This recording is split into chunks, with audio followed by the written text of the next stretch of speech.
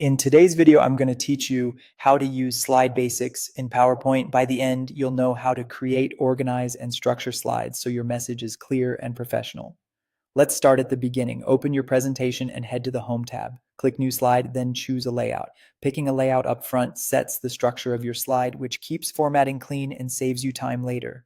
For your opening, choose Title Slide. For most content, titling content works best. Use section header when you're starting a new topic, to content for side-by-side comparisons, and blank when you want full creative control. Now add your text. Click inside a text placeholder and start typing. Aim for short phrases instead of full paragraphs, and rely on bullets for key points. This makes your slides easier to scan and keeps your audience focused on what you're saying, not reading off the screen. To make your slides more engaging, go to the Insert tab. From here, you can add pictures, shapes, icons, charts, and extra text boxes. Visuals should support your point, not distract from it. Use relevant images, clean icons, and simple charts that highlight your data clearly. Arrange your content by clicking and dragging elements into place. For a polished look, use the Align tools to line things up and keep spacing consistent from slide to slide. A good rule of thumb is to avoid overcrowding. Leave some empty space so your content has room to breathe and remains readable from a distance. Managing slides is just as important as building them.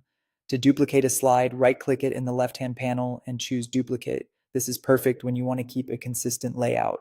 To delete, select the slide and press the Delete key.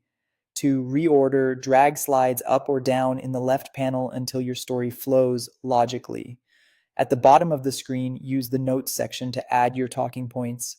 These notes are for you and won't be visible to the audience, but they'll appear in presenter view during your slideshow. When you're ready to add movement, open the Transitions tab. Choose a simple effect like fade and keep it consistent across slides so your presentation feels smooth and professional. Before presenting, preview your work, click Slideshow and choose from beginning or press F5 and check that text is readable and elements appear as intended. Finally, save your presentation, click File, then Save As. Pick a location and give your file a clear name. If this helped, give the video a like and subscribe for more PowerPoint tips and tutorials.